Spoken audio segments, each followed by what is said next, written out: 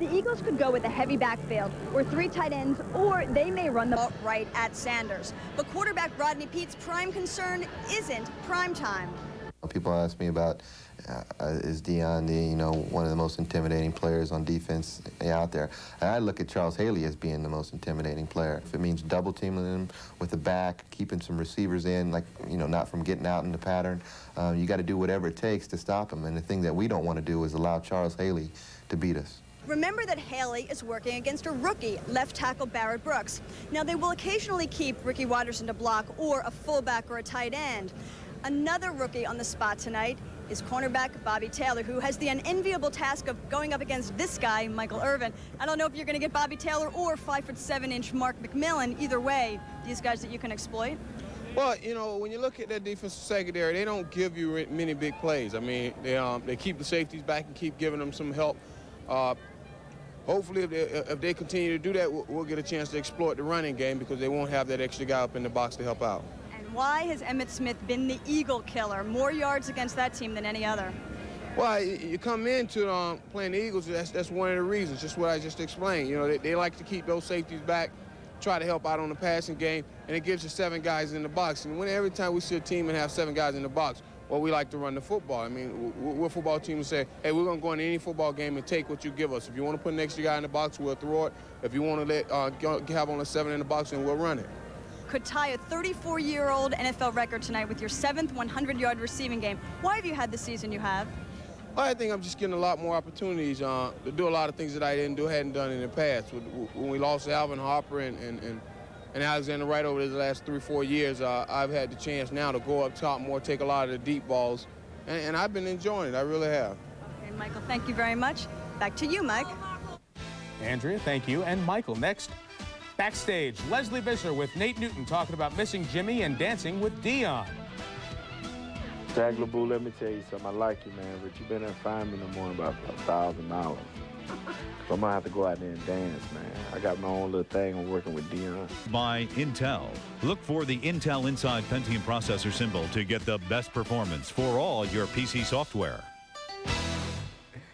On any team that has a long run at the top, there are characters whose ability is overshadowed by their personality. Nate Newton fits into this category.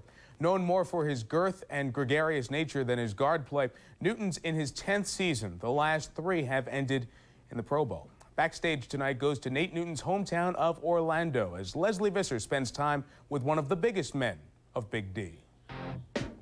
If you think I'm sexy and you want my body, come on to tell me so.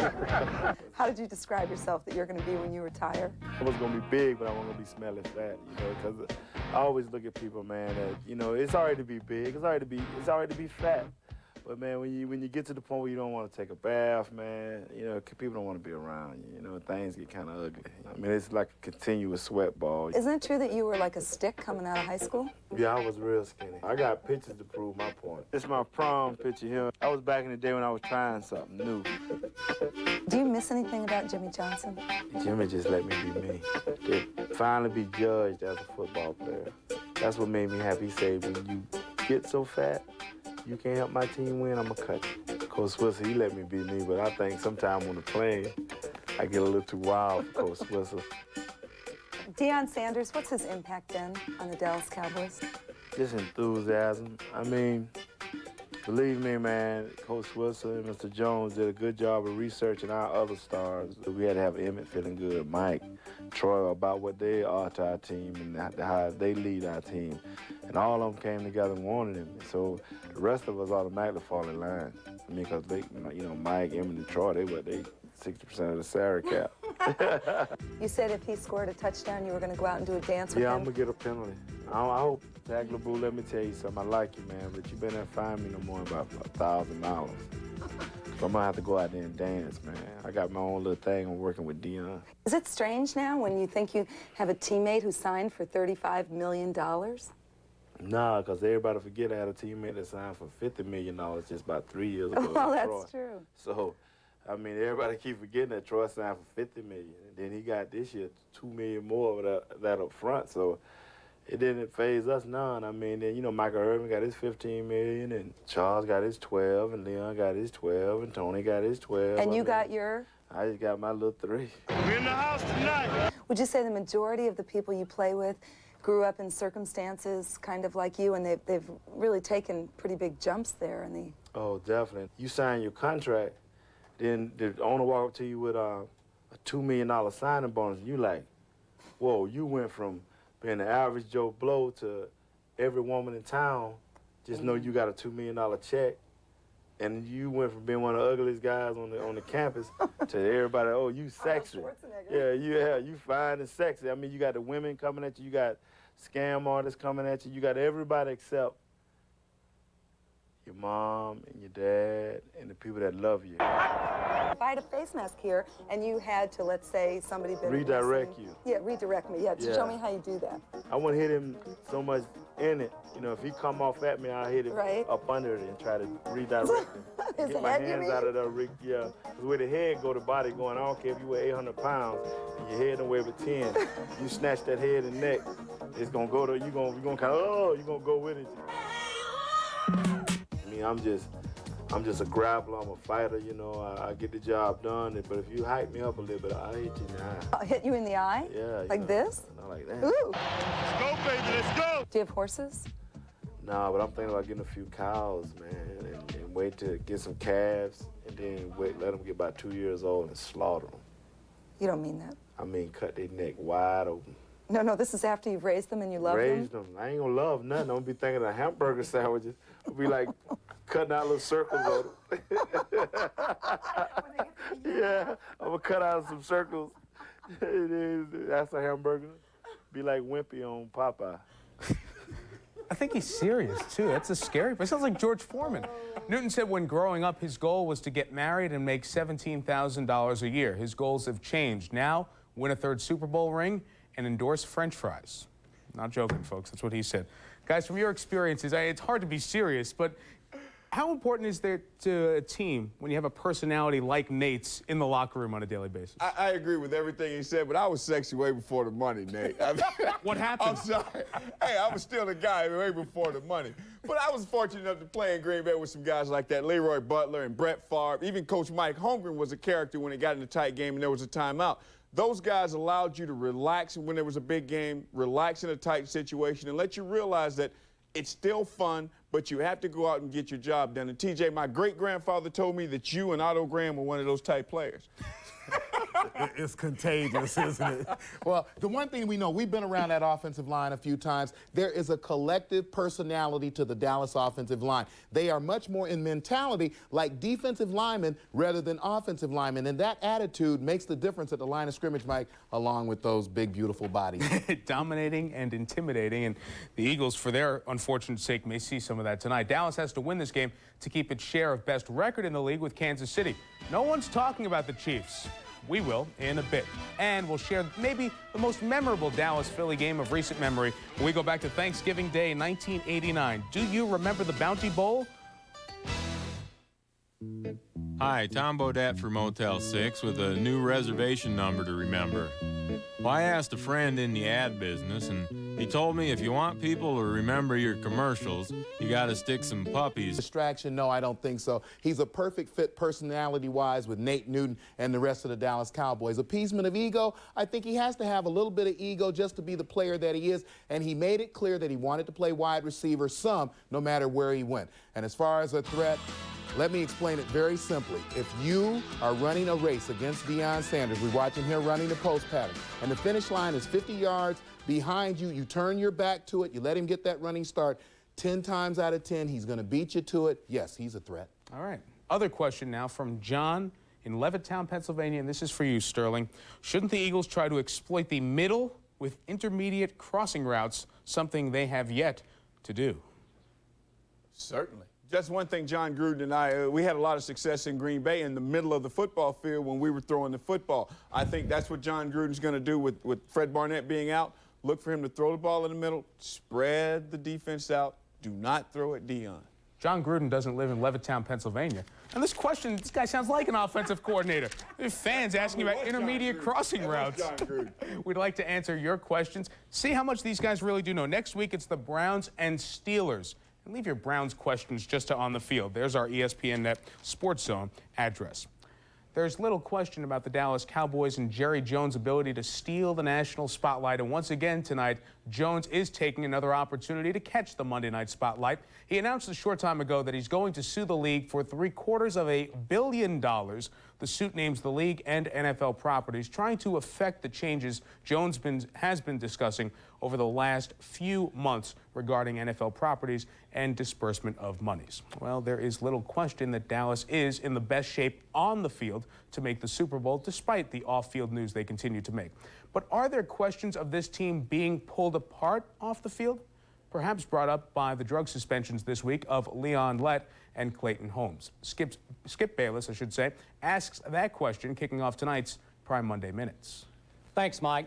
This is a gentle reminder to those who think the Cowboys might self-destruct because of bad boy after-hours behavior.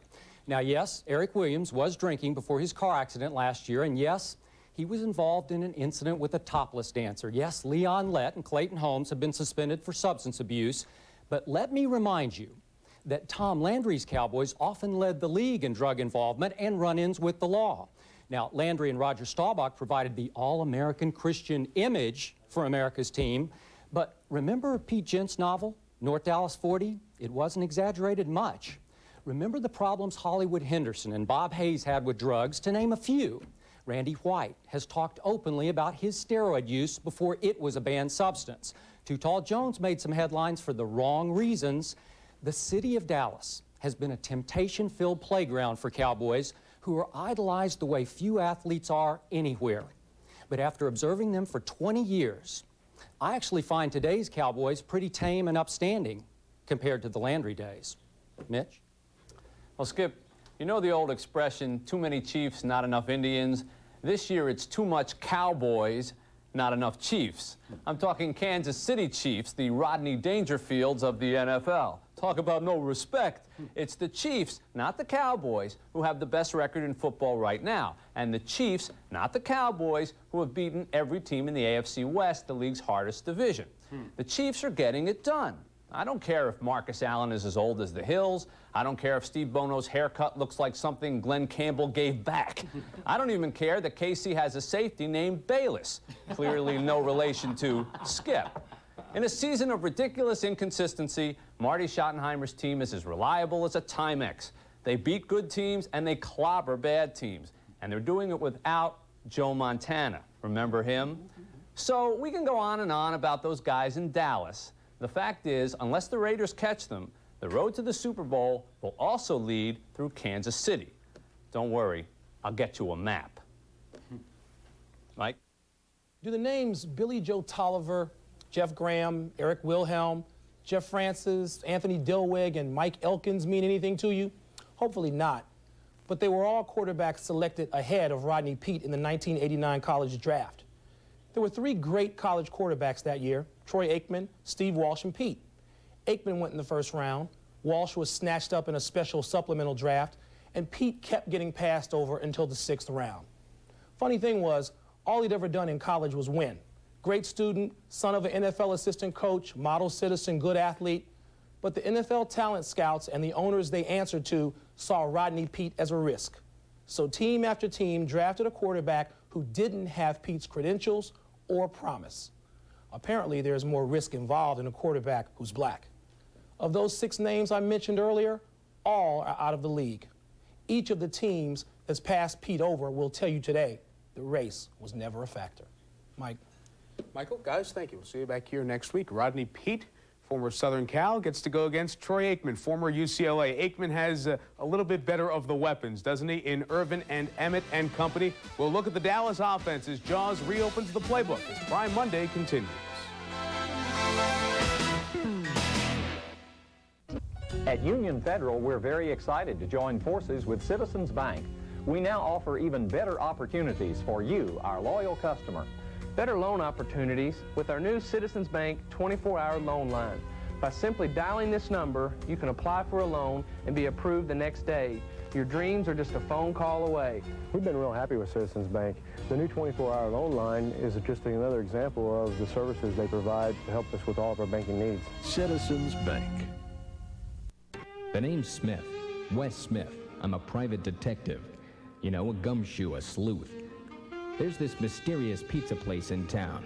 Some say it's a secret, but an insider smuggled me a tape.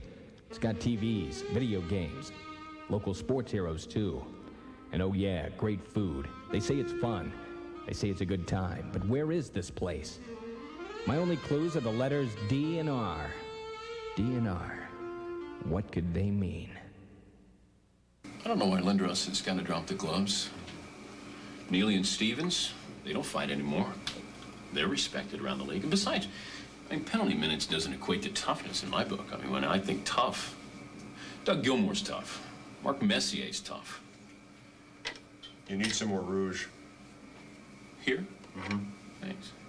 You know, your foundation has looked great lately. Thanks.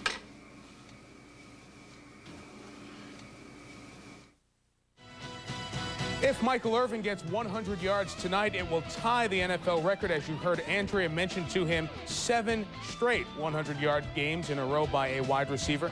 And really could almost be 8. Irvin had 94 yards in Week 2 against Denver the week before this streak started. No offensive team has the weapons they do or the results they do. The Cowboy offense leads the league in, get this, yards per game, yards per play, rushing yards per game, first downs per game, and points per game. They're good. Many try and a few succeed. How do you stop the Dallas offense? Let's make Jaws a defensive coordinator. I'll give it a shot, Mike. What makes the Dallas offense so good and so tough to defend is their balance. They run the ball 52% of the time. They throw it 48% of the time. And their offense is very basic. They don't give you a lot of formation variation. They don't give you a lot of motion. They just try to beat you with execution rather than deception. When you play the Cowboys, you have to get your safeties involved in run support. Here's why. Dallas is a predominant I formation offense, and they run the ball with Emmitt Smith, both weak and strong. Here, the Atlanta Falcons match up with double zone. You see both safeties at least 12 yards from the line of scrimmage. This is how not to play the Cowboys offense. In double zone, your safeties can't support versus the run. And there isn't a defensive front seven that Dallas can't block consistently.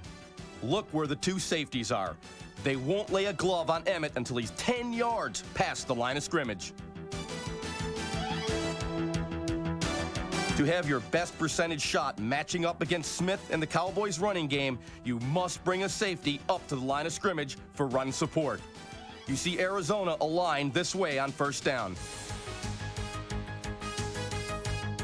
One risk to this tactic: single coverage on the wideouts. And against Michael Irvin, that's always a matchup that favors the Cowboys. Dallas goes play action. You see 8 Cardinals within a yard of the line of scrimmage, committing to stop the run. With only 3 in the secondary, there's a lot of open space for Irvin and Kevin Williams to work. And Troy Aikman has such a great understanding of defensive schemes that he almost always throws to the right receiver. Here he comes off Williams and hits Irvin, who's beaten the man coverage on the crossing route. This is the risk you take when you get your safeties involved in the running game and play man behind it. Some teams, like the Minnesota Vikings, will bring 8 up in the box and play zone behind it, always keeping a safety in the middle of the field.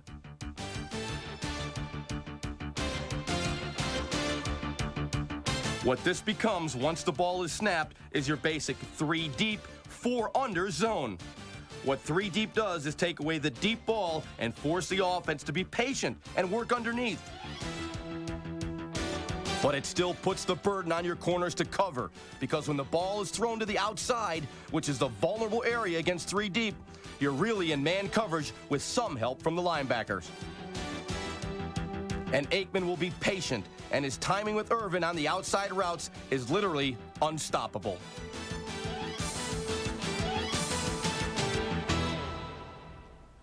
I've studied 7 of the 8 Cowboy games on the coach's video, and what jumps out at me is their talent level. And I think the best the Eagles can hope to do tonight is to slow them down.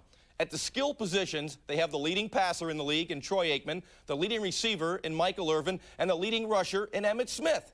But I really think the most consistent part of their offense right now has been the most dominant offensive line in football, Tom. Yeah, correct you are, Jaws, but I think that the Eagles can help themselves defensively if they will allow their linebackers to get some depth. I'm going to go back to your first playbook, and we take a look at the middle linebacker, Govea and Greg Jackson. We're going to see arrows on them. Look at the fundamentally sound play you get from them up front. Govea, up at the line of scrimmage, comes out, he reads properly at the line is pass blocking.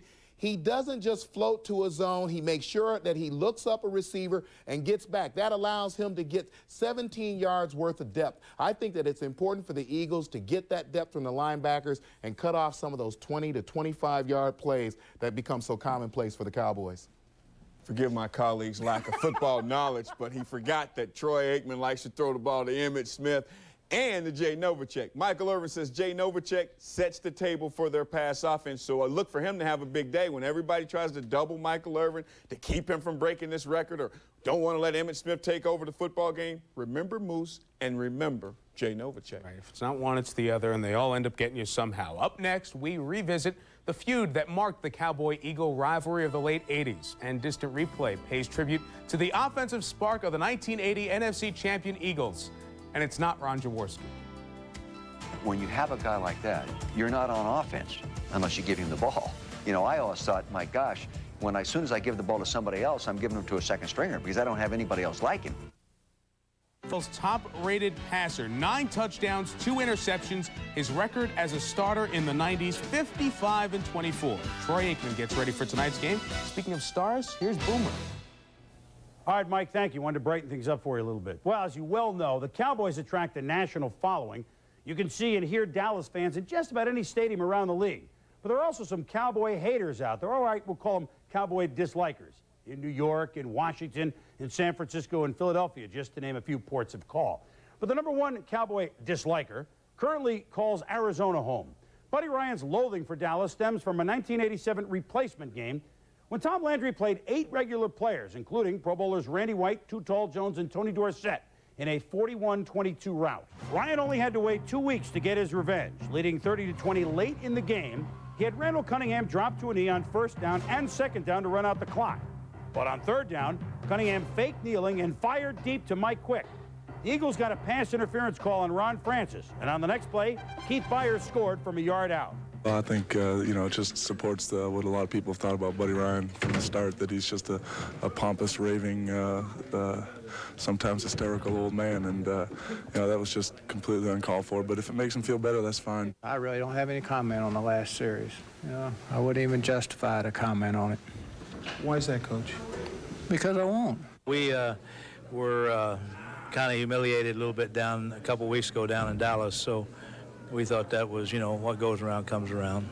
A year later, it kept going around. In Week 8, the Eagles overcame a 20-0 deficit to win 24-23. And then in the finale at Texas Stadium, Philadelphia routed the Cowboys 23-7 to clinch their first NFC East title since 1980. Buddy, was it fair enough to think that it was more important beating the Cowboys than just winning and going to the playoffs? Oh, who in the hell are the Cowboys? We beat them every time we play them. Then on Thanksgiving Day 1989, the rivalry turned ugly. $500. Put a hit out on us. Take us out of the game. The player that takes us out gets $500. Tell me if that's legal. The most glaring incident of the game occurred when Jesse Small took a run at Cowboys kicker Luis Sendejas. Intimidation certainly was a large factor in the Eagles' 27-0 win. Would you have gone after Buddy if you could? If I could have stood on my 2 legs, I would have ducked him. I would have said something to Buddy, but he wouldn't stand on the field long enough. He put his big fat rear end into the dressing room. The Eagles would win the rematch as well, with the veteran stadium crowd pelting the Cowboys with snowballs, some of which had batteries packed in the middle. In all, Ryan won 7 straight over the Cowboys after that replacement game. Of course, now the worm has turned. Dallas is currently on a 6-game winning streak against the Eagles. But without question, the biggest game in the history of the Cowboys-Eagles rivalry was the 1980 NFC Championship game played in very cold Vet Stadium in Philadelphia. And at the heart of it was a 6th-round draft choice out of Abilene Christian, who would go on to become the Eagles' all-time leading rusher, the little man who played awfully large, Wilbert Montgomery. That's the subject of tonight's Distant Replay. and I'll see you next week. Thank you. Bye-bye. As sales rep for a Philadelphia region paper company, Wilbert Montgomery is no longer the reclusive soul of his football playing days. Good morning. How you doing? Good. I faxed this information over to Sharon from Braceland for you, and everything seems to be in order. Okay. Any problems, just let me know. All right. The prices and everything was good? Yeah, everything seems to be in order. Go for the discount? Well, the thing is, I think when you're out there and being exposed and coming in, people talking to you and you interacting with them, it sort of opened you up a little bit more. Wilbert is just so nice to everybody. He would just walk around and talk to people, which is kind of unique because here Wilbert would never say a word as a player. All of a sudden, that's all he did was talk to people while they're... Crowds and media scrutiny were the last things Wilbert Montgomery wanted when he was drafted in the 6th round by the rebuilding Eagles in 1977. Country boy coming up from the South and said, don't speak unless you got something important to say. You know, for 4 years, it took me a lot to say words, you know, just to even talk to the media because I was afraid that I might say the wrong thing. It's just best to be quiet and just go out there and do your job. You're a very sensitive kid. We're playing Minnesota Vikings, and I yelled at him. I mean, I really let him have it. And he came out of the game and sat on the bench behind me.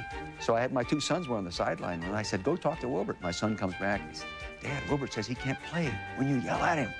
So I brought him up, and because that's how he was. This is his temperament. I brought him up. I said, I apologize, Wilbert, but God, you did this and this and this, and this is how it's got to go. He went back in, changed the tempo of the ball game, and we went on and won it. And he was a great cutback runner. Most of his big runs came from the peripheral vision that he had of the point of attack being blocked and him slashing and cutting back. He was a great slashing type runner. And that's the one thing that Wilbert possessed was the quickness in his feet. The guy could just make people miss him. He would hit the hole very quickly. It was very obvious from the get-go that this guy was something special. The pitch to Montgomery, cut back at the 15, across the 20, cut back 25, 30, he's gone! 40, 45 midfield, 45, 40, Montgomery's gonna go! Montgomery! Wilbert Montgomery with a 90-yard run! When you have a guy like that, you're not on offense unless you give him the ball. You know, I always thought, my gosh, as soon as I give the ball to somebody else, I'm giving him to a second stringer because I don't have anybody else like him. He used to carry the ball 25 times and line up as wide receiver 10 other times. He clearly was our best football player. And you want to get the ball in the hands of your best football player.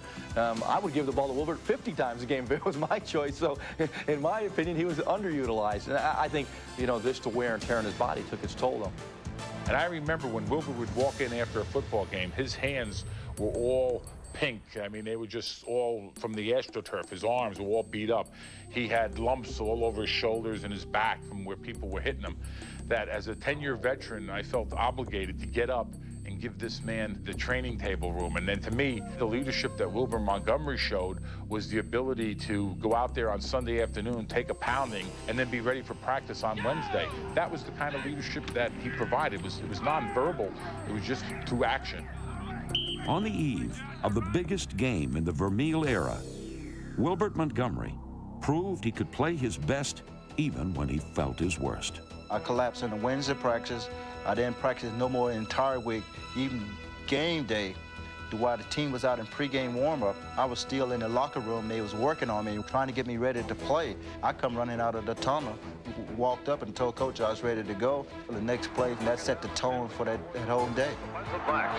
Jaworski, his off inside, running with Montgomery up the right side. Montgomery, 25, 40, 50, 10, Montgomery explodes on the right side, and the Eagles have scored first. All right, new swing, 15 base, leave Wilbert in there. Wilbert, to stand next to him and go to war on Sunday, you had great confidence you had a chance to win because you knew what he was going to give you. 25-30, 45-40, 45 midfield. Montgomery to the 45, to the 40, to the 35, and drive down the Cowboys 25-yard line. Wilbert Montgomery having his day of days. People used to ask me, they'd say, Dick, you know, you're a really intense, highly motivated guy. Who motivates you? The first person I would think about is Wilbert Montgomery. The first person. Now, you identify with effort and talent and giving and asking for nothing in return. You know, there just aren't many guys like that anymore. He is the greatest Eagle, I think, that's ever played the game. Instant Replay is brought to you by Chrysler Plymouth and your local Chrysler Plymouth dealers. How did Plymouth Voyager get to be the best overall value in minivans? It all starts here. Use clever ideas like cab forward design, built-in loads of safety, and exclusive easy-out roller seats. Make it roomier, quieter, and offer the only driver's side sliding door. Then make it the most affordable. Plymouth Voyager, starting at $17,500. Get a great Voyager lease price right here, right now. See your Plymouth dealer. Rolling Stone calls it hot. You know what they say. Kevin Sorbo is now a star, says People magazine. Isn't he fabulous? It's this season's #1 action series. Party! Hercules, The Legendary Journeys, and Cena, Warrior Princess, is fantastic. No argument. Lucy Lawless swings a mean sword. Of course, you're not like most girls. It packs a solid 1-2 punch. All new episodes of Hercules and Cena. Check local listings for time and station. I want more power. I'd like better mileage. Splitfire doesn't look like any other spark plug. It doesn't work like any other spark plug. 5 extra horsepower by merely installing these plugs. A 4.8% gain in mileage. With Splitfire, you'll get more here, and you'll spend less here. Guaranteed. Guaranteed. You'll get more power and more mileage for your money back. You'll get more here, and you'll spend less here. Guaranteed. Sunday, John Elway and the Broncos take aim at the new-look Eagles when they clash in Philly in a key interconference shootout. This is going to be a wonderful game. Just wonderful.